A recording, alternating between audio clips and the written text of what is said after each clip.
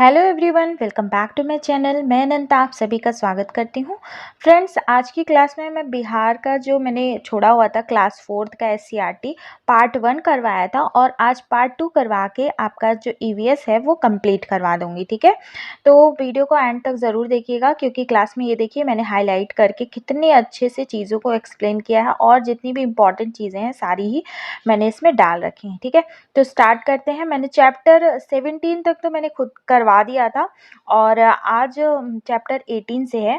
तो इसमें चैप्टर 18 का नाम है जंगल में पिकनिक। ठीक है, तो जंगल में पिकनिक है और इसमें देखिए ये था टॉपिक कि बोझा ढोने वाले जानवर कौन कौन से होते हैं। तो ऊंट, बकरी, याक, बारहसिंगा, पानी वाली भैंस, लांबा, घोड़े, गधे। ठीक है, तो ये देखिए यहाँ पे ये आपको पिक भी देखने को मिल जाएगी जो कि आपके एससीईआरटी में है। कहीं आपको ऐसा ना लगे कि मैं फालतू चीज़ करवा रही हूँ, नहीं, जो आपके पैटर्न से रिलेटेड है मैं वही करवा रही हूँ। ठीक है, खच्चर और झुंड में रहने वाले जानवर, जैसे झुंड में रहने वाले जानवर जिनको मिलजुल कर सब काम करते हैं, जैसे खाने की तलाश में घूमना, खेलना, नहाना। गाय हुआ, बैल, बकरी, भैंस, भेड़, बंदर, हाथी, गाय, ये सब क्या करते हैं, झुंड में रहना पसंद करते हैं। और अकेले रहने वाले जानवर जो अकेले रहना पसंद करते हैं वो होते हैं समुद्री कछुए, blue whale, polar bear, snow leopard और जगुआर, पांडा। ये सब क्या, ये सब अकेले रहना पसंद करते हैं। पाठ 19 पे आ जाते हैं। फ्रेंड्स, यहाँ पे मैंने वही चीज़ें इंक्लूड की हैं जो इम्पॉर्टेंट लगी हैं। ठीक है, ककोलत से कन्याकुमारी चैप्टर का नाम है। तो ये ककोलत झरना है जो कि बिहार में है और ककोलत झरना को बिहार का कश्मीर कहा जाता है। अगर ऑप्शन में दे दिया कि बिहार का कश्मीर को झरने को कहा जाता है तो ककोलत झरना को कहा जाता है, जो कि नवादा जिले में है और ये ठंडे जल के लिए प्रसिद्ध है। ठीक है, झरने की ऊंचाई जमीन से लगभग 150 से 160 फीट है। ठीक है, झरना इतना ऊंचा है। और ये देखिए यहाँ पे राजगीर का ब्रह्मकुंड है एवं सप्तधारा का चित्र और राजगीर का ब्रह्मकुंड। तो राजगीर का ब्रह्मकुंड के बारे में देख लेते हैं। तो ये जो है यहाँ का पानी जो है वैभव गिरी पर्वत से होकर के आता है। इस पर्वत में कई तरह के केमिकल्स जैसे सोडियम, गंधक और सल्फर, ये इनकी वजह से क्या होता है ना कि ये जो राजगीर का जो ब्रह्मकुंड है इसका पानी गर्म होता है। और राजगीर में कुल कितने ब्रह्मकुंड हैं, 22 ब्रह्मकुंड है और 52 धारा है। तो इन 22 में एक ये 22 कुंड में एक ब्रह्मकुंड है। ठीक है, कितने हैं, 22 कुंड है और 22 कुंड में एक का नाम ब्रह्मकुंड है। ठीक है, और भी है अलग अलग नाम से कुंड। ठीक है, ब्रह्मकुंड में पानी लगभग 45 डिग्री सेल्सियस तक रहता है। सोचिए, यहाँ पे पूछ सकता है कि कितने डिग्री तक रहता है या फिर कैसे, क्या इसकी खासियत है। कन्याकुमारी की बात कही गई है तो ये कन्याकुमारी का चित्र आपके ही एससीईआरटी से ही लिया है, बुक से ही लिया है मैंने। तो ये कन्याकुमारी है। तो इसके बारे में देख लेते हैं। हिंद महासागर, बंगाल की खाड़ी, अरब सागर का संगम स्थल है और भारत के तमिलनाडु राज्य में है। ठीक है, राज्य कौन सा है, तमिलनाडु राज्य है। मुख्यतम भूमि का दक्षिणतम नगर है। ठीक है, तो जो भारत की जो मेन लैंड है, ये मेन लैंड है, इसका एकदम दक्षिणतम बिंदु है। ठीक, अब इसमें नोट है, नोट कर लीजिए कि बिहार राज्य में गंगा नदी के किनारे कितने जिले गुजरते हैं। तो 12 जिले हैं जो गंगा नदी के किनारे बसे हैं। इसमें है बक्सर, भोजपुर, सारण, पटना, वैशाली, समस्तीपुर, बेगूसराय, मुंगेर, खगड़िया, कटिहार, भागलपुर, लखीसराय। ठीक है, तो गंगा संरक्षण के लिए योजना देखिए, गंगा संरक्षण के लिए योजना आई थी नमामि गंगे कार्यक्रम 2014 से शुरू। और जल से होने वाले रोग कौन कौन से हैं, हैजा, टाइफाइड, डायरिया, टीबी। ठीक है, और नेक्स्ट है इसमें दस्त, पीलिया, उल्टी, दस्त वगैरह जो भी होता है। और मिनमाता रोग, मिनमाता रोग किसके कारण होता है, जो पानी में जब मरकरी मिल जाता है ना तो मिनमाता रोग हो जाता है। और इटाई रोग कब होता है, कैडमियम मिलने के कारण होता है। देखिए, ये सारे क्वेश्चन आपके वनडे एग्जाम्स में पूछे भी गए हैं, इसलिए यहाँ पे मैंने इसको डाल भी रखा है ताकि आपका रिवाइज भी होता रहेगा और अगर पूछ ले तो आप बता दें, टिक कर दें। पाठ 20 आ जाता है हमारे मददगार कामगार। ठीक, इसमें है पहला कि पटसन से क्या बनता है, तो थैला बनता है, बोरा, रस्सी, चटाई सब बनता है पटसन से और ये इसका थैला है।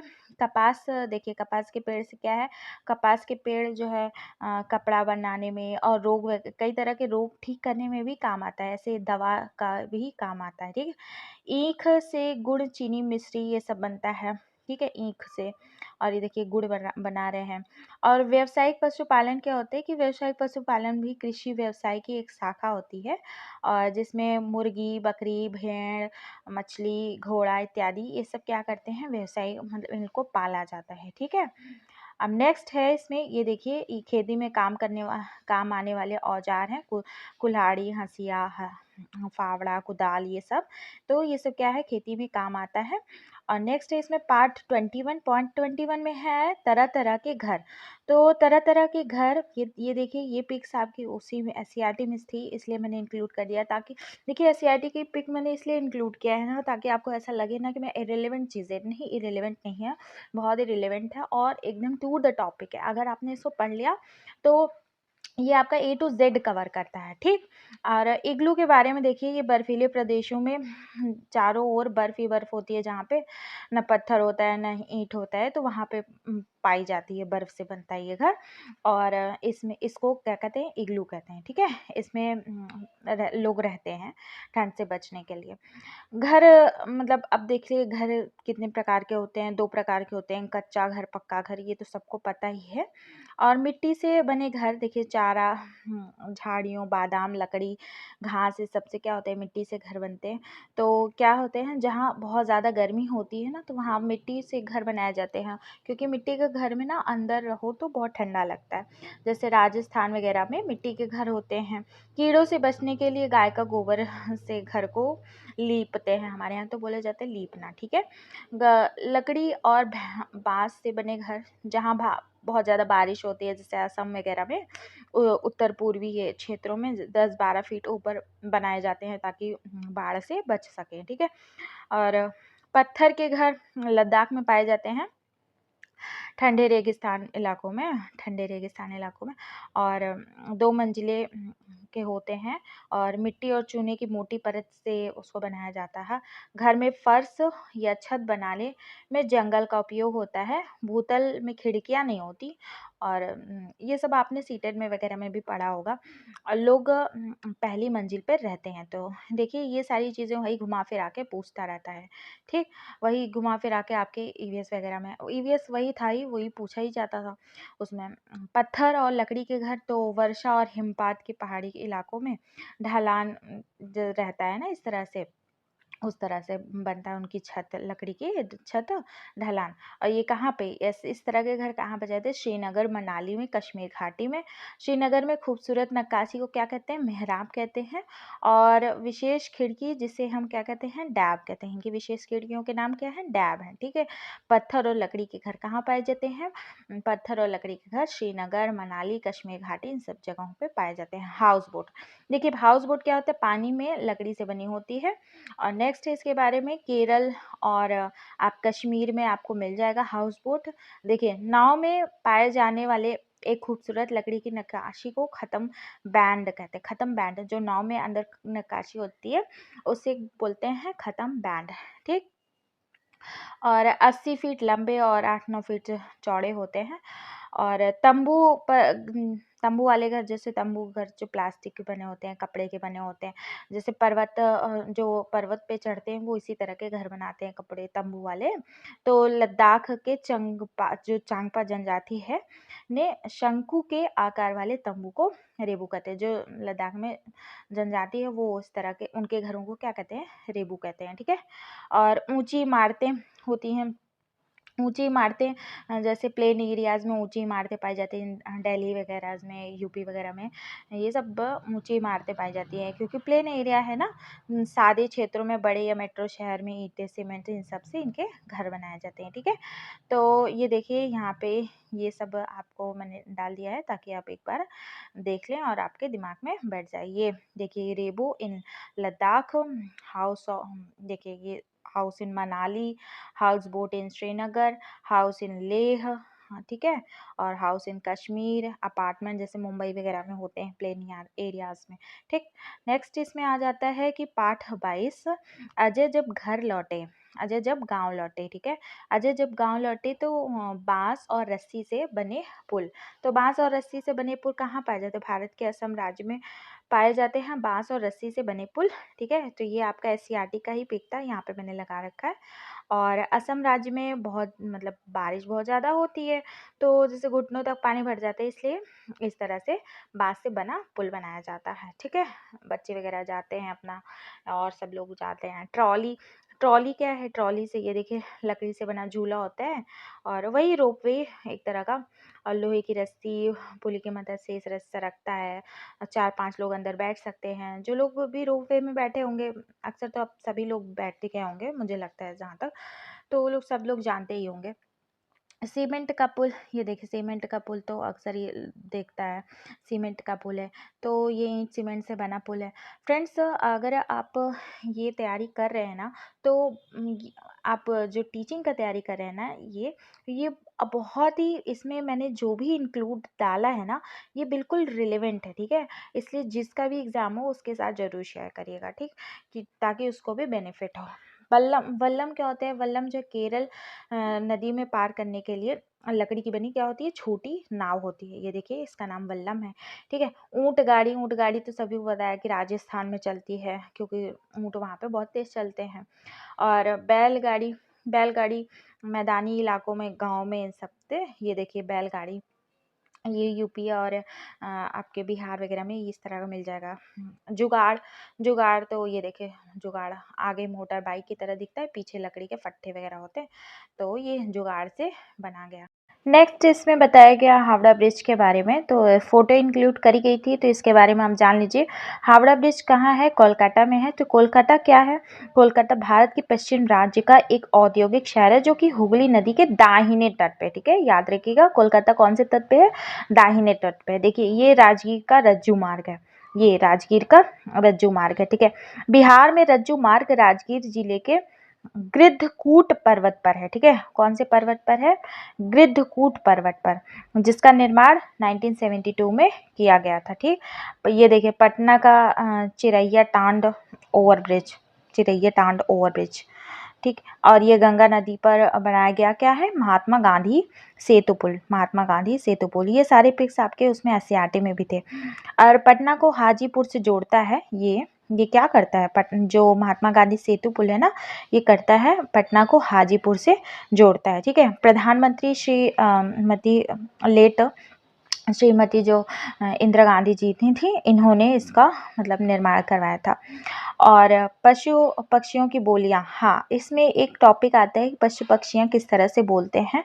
तो कुत्ते क्या करते हैं? भौंकते हैं, कौवे काँ काँ करते हैं, और मुर्गे कुकड़ुक करते हैं, बिल्लियाँ म्याऊं म्याऊं करती हैं। देखिए इसमें क्या है ना, कि आपको एक बार ऐसे देख लेना है, क्योंकि कुछ मोस्टली आपको आता ही होगा, और कुछ चीज़ें जो जैसे नहीं होंगी वो आप इसमें से देख लेंगे, तो वहाँ पे जो भी अगर ऑप्शन में आए तो टिक कर देना, ठीक है। जैसे ऊँट गुड़गुड़ाते हैं, पक्षी चहचहाते हैं, मक्खियाँ भिनभिनाती हैं, भालू घर घर आते हैं, गधे रेंकते हैं, ठीक है। गीदड़ क्या करते हैं? गीदड़ रोते हैं, गीदड़ रोते हैं। घोड़े क्या करते हैं? हिनहिनाते हैं। मुर्गियाँ कुड़कुड़ाती हैं। जो बाज होते हैं वो चीखते हैं। हंस कुड़कुड़ाते हैं। मेढक क्या करते हैं? टर्राते हैं, ठीक है। और मक्खियाँ क्या करती हैं? भिनभिनाती हैं। और हाथी चिंघाड़ते हैं। बत्तख कैं कैं करती है, और फाख्ता कूं कूं करती है। देखिए सबकी आवाज़ अलग अलग है ना, थोड़ा सा कन्फ्यूज़न होगा, लेकिन 1-2 बार अगर आप देखेंगे ना तो आपको याद हो जाएगा, ठीक है। पिल्ले क्या करते हैं? भौंकते हैं। पिल्ले वही और कुत्ते के जो बच्चे होते हैं। सुअर घुरघुराते हैं। कबूतर गुटरुक गूं करते हैं। और तोते टाय टाय करते हैं। एक पोएम भी था, एनसीईआरटी में पोएम था, उसमें टाय टाय था, तो करके था पोएम, हिंदी कविता में। उल्लू क्या करते हैं? हूँ हूँ करते हैं। बबले क्या करते हैं? गाती हैं। बंदर गुर्राते हैं। चूहे चूं चूं करते हैं, और शेर दहाड़ते हैं, ठीक है। मेमना बाबा करता है, ठीक। बिल्ली क्या करती हैं? बिल्ली के जो बच्चे होते हैं म्याऊं म्याऊं करते हैं। चिड़िया चहचहाती हैं। सांप फुकारते हैं, ठीक है। भेड़ें क्या करती हैं? मिमियाती हैं, ठीक। तो इसको आप थोड़ा रिवाइज कर लीजिएगा, या 1 बार 2 बार 3 बार जो भी करके, ताकि आपको ध्यान में बैठ जाए। नेक्स्ट इसमें पाठ आ जाते हैं चिड़ियाघर की सैर। तो चिड़ियाघर की सैर में है राष्ट्रीय पक्षी मोर, राष्ट्रीय पक्षी मोर के बारे में बताया गया है। तो भारत सरकार 26 जनवरी 1963 को, ठीक है, राष्ट्रीय पक्षी घोषित किया गया। कब घोषित किया गया मोर को राष्ट्रीय पक्षी? 1963 को, 26 जनवरी को। ये किसका प्रतीक है? शिष्टता और सुंदरता का प्रतीक है। किसका प्रतीक है? शिष्टता और सुंदरता का प्रतीक है।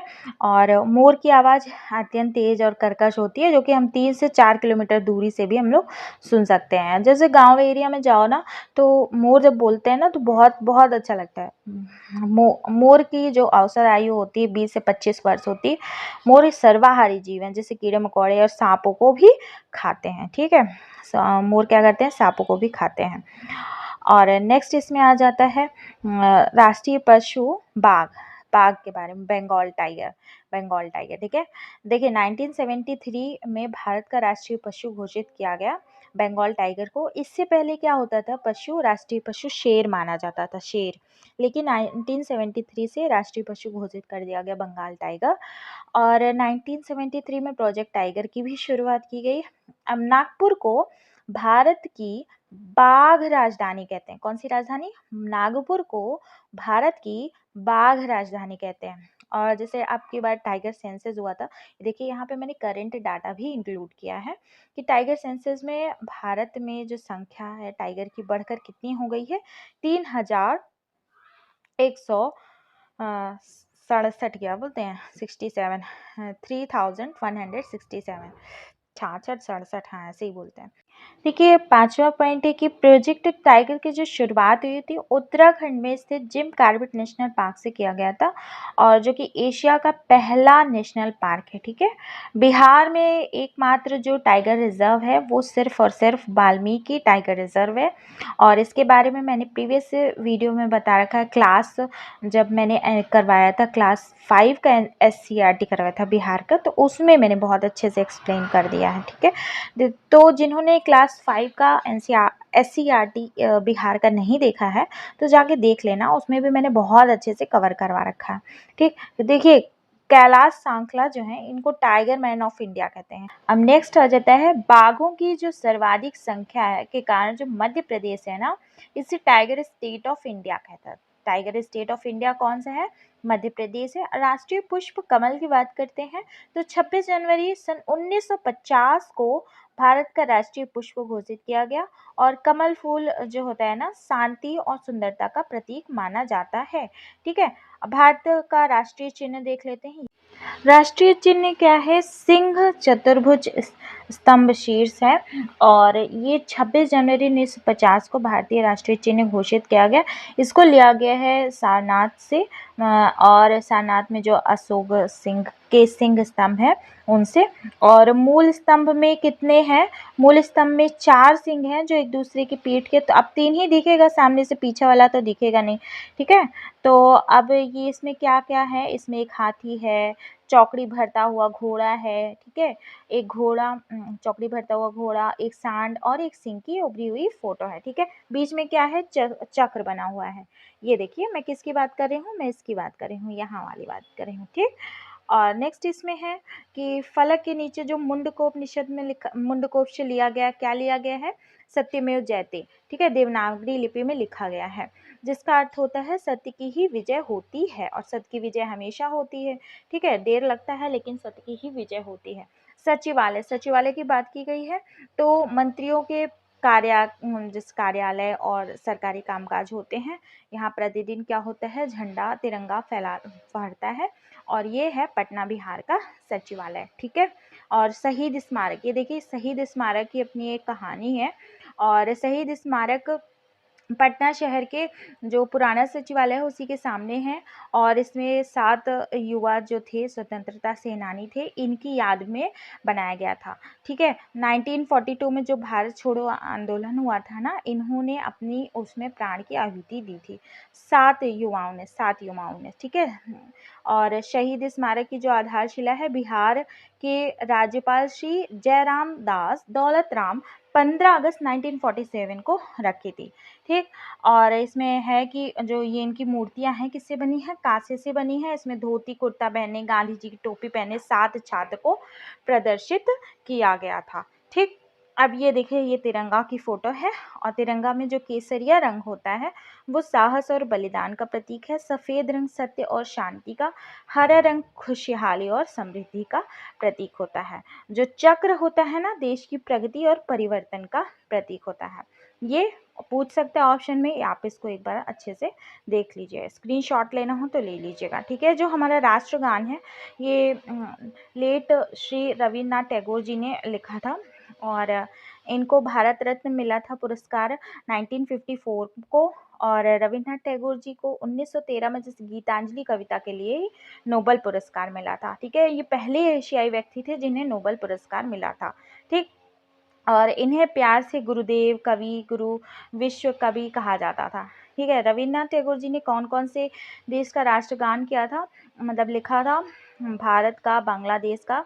तो भारत का तो जनगण मन है और बांग्लादेश का है अमार सोनार बांग्ला, अमार सोनार बांग्ला। और 3 जून 1915 को रविन्द्रनाथ टैगोर को किंग जॉर्ज पंचम द्वारा नाइटहुड की उपाधि दी गई थी, जिसको जब क्या जलियांवाला बाग का हत्याकांड हुआ था ना, 1919 को हुआ था हत्याकांड, तो इन्होंने वापस कर दिया था उसके विरोध में, ठीक है। और जो जनरल डायर ने गोलियां चलवाई थी, फिर उसके बाद में कौन उधम सिंह ने क्या किया, उनको जाके मारा था, ठीक है। रविन्द्रनाथ टैगोर ने 1901 में शांति निकेतन आश्रम की स्थापना की थी। अब ये देखिए महात्मा गांधी जी, तो महात्मा गांधी जी हैं, मतलब महात्मा गांधी जी द्वारा रविन्द्रनाथ टैगोर को कौन सी उपाधि दी गई थी, तो गुरुदेव की उपाधि दी गई थी। अभी देखिए राष्ट्रीय गीत वंदे मातरम, राष्ट्रीय गीत वंदे मातरम की बात कर लेते हैं। तो 1896 में कलकत्ता में भारतीय राष्ट्रीय कांग्रेस का एक अधिवेशन, जिसमें पहली बार वंदे मातरम गाया गया था। तो वंदे मातरम भारतीय राष्ट्रीय कांग्रेस के जो अधिवेशन, कौन से अधिवेशन में गाया था? कलकत्ता अधिवेशन में, और 1896 में पहली बार गाया गया था। और जब आज़ाद भारत हुआ था तो 24 जनवरी 1950 को भारत के पहले राष्ट्रपति, जो कि डॉक्टर श्री राजेंद्र प्रसाद जी थे, तो ने वंदे मातरम को क्या किया था? राष्ट्रगीत का दर्जा दिया था। तो राष्ट्रगीत का दर्जा किसने दिया था? डॉक्टर श्री राजेंद्र प्रसाद जी ने दिया था, ठीक है। आनंद मठ भी इन्होंने बंकिम चंद्र चटर्जी ने ही दिया था। इनको कहीं कहीं चटर्जी बोलते हैं, कहीं कहीं चट्टोपाध्याय बोलते हैं। तो सन 1882 में इसकी रचना की थी। आनंद मठ की भी इन्होंने ही की थी, ठीक है। अब भारत के राष्ट्रीय प्रतीक हैं, तो राष्ट्रीय प्रतीक कौन कौन से हैं? ध्वज है तिरंगा, राष्ट्रीय गान जनगण मन, गीत वंदे मातरम, चिन्ह अशोक स्तंभ, ठीक है। राष्ट्रीय पंचांग कौन है? शक संवत, ठीक है, पूछा जाता है, कई एग्जाम में पूछा भी गया है, इसलिए हम यहाँ पे मैंने कुछ चीज़ें ऐसी भी इंक्लूड की हैं जो आपके एग्जाम्स में कई बार रिपीट हुई हैं। ऐसा ही नहीं कि सिर्फ आपके, मतलब कि बहुत तरह तरह के जो कॉम्पिटिटिव एग्जाम्स होते हैं, और उसमें राष्ट्रीय पशु बाघ, राष्ट्रीय पक्षी मयूर, पुष्प क्या? कमल। और इसमें राष्ट्रीय वृक्ष कौन सा होता है? बरगद, हाँ। फल आम, खेल हॉकी, नदी गंगा नदी, मुद्रा रुपया। और राष्ट्रीय विरासत पशु कौन सा है? हाथी। और राष्ट्रीय सब्जी, देखिए राष्ट्रीय सब्जी कद्दू है। राष्ट्रीय सब्जी कौन सी है? कद्दू है। हमारे वहाँ यूपी में तो कद्दू को तो बहुत पसंद करते हैं सब लोग। और सभी भारतीय नोटों पर कितनी भाषाएं लिखी होती हैं? 15 भाषाएं लिखी होती हैं। ये आपके बैंक में भी ये वाला क्वेश्चन पूछा गया था, 15 कितनी भाषाएं लिखी होती हैं, ठीक है। और इस तरह के क्वेश्चन ये देखिए यहाँ पे मैंने सारे इंक्लूड कर दिया है। 2000 के नोट पे मंगलयान का चित्र है, और 10 रुपये के नोट पे ये देखिए मंगलयान का चित्र है 2000 के नोट पे। और 10 रुपये के नोट पे कोणार्क सूर्य मंदिर का चित्र है, जो कि उड़ीसा के पुरी में है। और गंग वंश के राजा कौन थे? प्रथम नरसिंह देव ने इस मंदिर का निर्माण करवाया था, ठीक है। ये देखिए यहाँ पे कोणार्क के सूर्य मंदिर की फोटो। नेक्स्ट है इसमें 20 रुपये के नोट पे, तो 20 रुपये नोट पे एलोरा की गुफाओं का चित्र है, जो कि औरंगाबाद महाराष्ट्र से 30 किलोमीटर की दूरी पर स्थित है। इसे कौन बनवाया था? एलोरा की गुफाओं को राष्ट्रकूट वंश के राजाओं ने बनवाया हुआ था, ठीक है। ये देखिए यहाँ पे एलोरा की गुफाएं हैं, ठीक। और 50 रुपये के नोट पे क्या है? 50 रुपये के नोट पे है हम्पी मंदिर का चित्र, जो कि कर्नाटक के विजयनगर में है। कर्नाटक के विजयनगर में, ये देखिए हम्पी मंदिर का चित्र। और इसको बनवाया था हरिहर तथा बुक्का ने, हरिहर तथा बुक्का ने। 100 रुपये के नोट पे, 100 रुपये के नोट पे है रानी की बाप, रानी की बाप का चित्र, जो कि गुजरात के पाटण में स्थित है। ये रानी की बाप का चित्र है, ठीक है। नेक्स्ट है इसमें 200 रुपये के नोट पे क्या है, किसका चित्र है, तो सांची के स्तूप का है, जो भारत के मध्य प्रदेश में सांची में सम्राट अशोक ने बनवाया था। ये देखिए, ये सांची का स्तूप, ठीक। 200 रुपये के नोट पे। 500 रुपये के नोट पे है लाल किला, और लाल किला तो सभी को पता है कि शाहजहां जी ने बनवाया था, ठीक है। अब इसमें नेक्स्ट है कुछ नोट देख लीजिए, जो कि आपके चैप्टर में दिया हुआ था। जमुई रेलवे स्टेशन की बात कही गई थी, तो बिहार में स्थित प्रसिद्ध रेलवे स्टेशन है। कोलकाता से दिल्ली मुख्य रेल मार्ग में जमुई रेलवे स्टेशन मिलता है, कोलकाता से अगर आप दिल्ली जाते हैं तो। और दिल्ली कोलकाता के बीच चलने वाली जो अधिकांश ट्रेन है वो इस स्टेशन पे रुकती है, जमुई रेलवे स्टेशन, जो कि बिहार में है, ठीक। नेक्स्ट इसमें पार्ट आ जाता है ये 25 बंटी का सफ़र। तो बंटी के सफ़र में क्या है कि पटना के जो प्रसिद्ध स्थान है उसके बारे में बताया गया है। ये गोलघर है, पटना का गोलघर, और पटना संग्रहालय, ठीक है। सिखों के 10वें गुरु जो श्री गोविंद सिंह जी थे, उनका जो जन्म स्थान था तख्त हरमंदिर। तो ये तख्त हरमंदिर की फ़ोटो है, यहाँ पे उनका जन्म स्थान माना गया है। और गया, गया क्या है, गया एक प्राचीन शहर है, यहाँ का विष्णुपद और मंगला गौरी मंदिर बहुत प्रसिद्ध है। देखिए, ये विष्णुपद मंदिर है जो फल्गु नदी के किनारे है। फल्गु नदी की कथा तो सुनी होगी बहुत सारे लोगों ने, लेकिन यहाँ कथा नहीं इम्पोर्टेंट है, यहाँ जो इम्पोर्टेंट है वही बताना है। तो ये मंगला गौरी मंदिर है, ठीक है, यहाँ पे ये मंगला गौरी मंदिर है, ठीक है। और बोध गया क्या है, बोध गया अलग है, गया अलग है, ठीक है। बोध गया में बौद्ध धर्म के संस्थापक भगवान बुद्ध पीपल पेड़ के नीचे इनको ज्ञान प्राप्त हुआ था।